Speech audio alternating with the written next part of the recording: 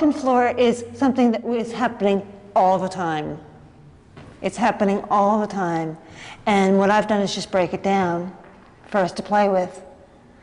There's 5 places in the room. No matter where you are in the room, you are still an active participant.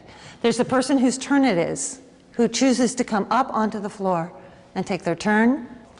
There's in support of whose turn it is. If you choose as witnesses, right now I have you sitting in the clear witness spot, you can choose to come and support somebody. There's me, that's a role, the facilitator, whoever takes that place to track.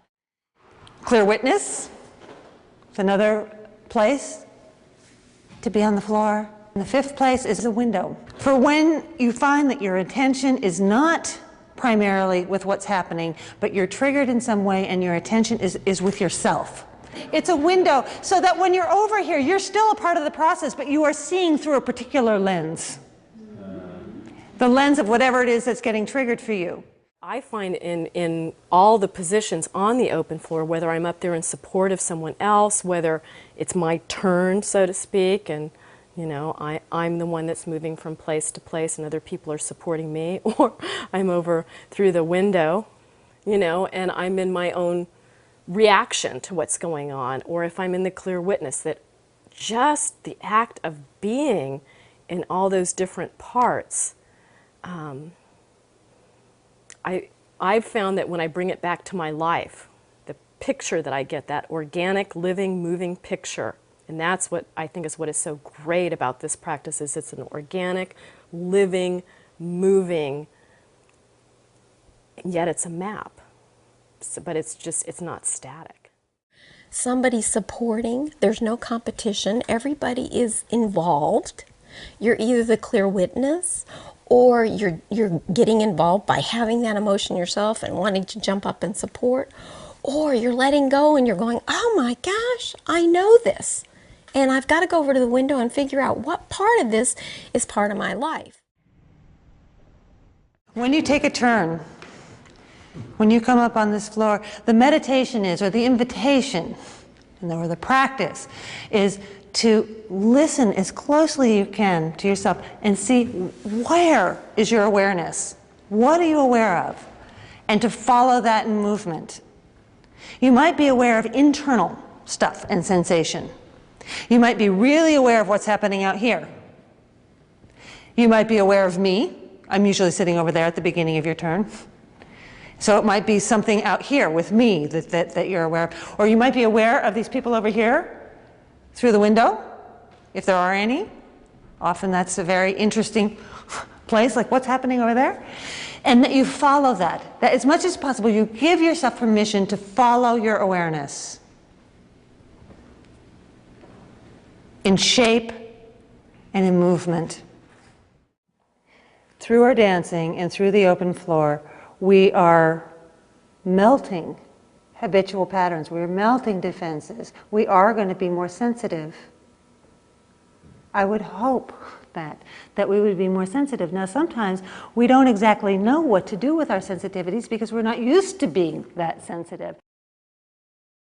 And when I finish, it's sort of, it's like there's always so much going on when you're doing the open floor. There's always some kind of stuff that comes up that has to settle out. Follow that. If something comes to you, follow it and see what's being expressed with this one. Frustration. Mm-hmm. Uncertainty. It's a form for paying attention, to just articulate our attention a little bit more clearly than what maybe normally we would in a group setting. It's like, you know, back of your head. It's there, everybody sees it except you don't. And this is a real opportunity to see the back of your head and go, oh yeah. And there's no left-right reversal like in a mirror. It's like it's right in front of you. You're in the middle of your psyche, in the middle of your structure. Oh, the open floor is really a scary place for me to go. I feel very naked and right out there, and I never know what will come up on the open floor. And I have a lot of support, but all of that support can also feel very scary, not threatening, but scary. It's sort of a nervous excitement that I feel when I'm out on the floor, but I feel safe enough to open up and allow whatever needs to come through and come out and move, to move through.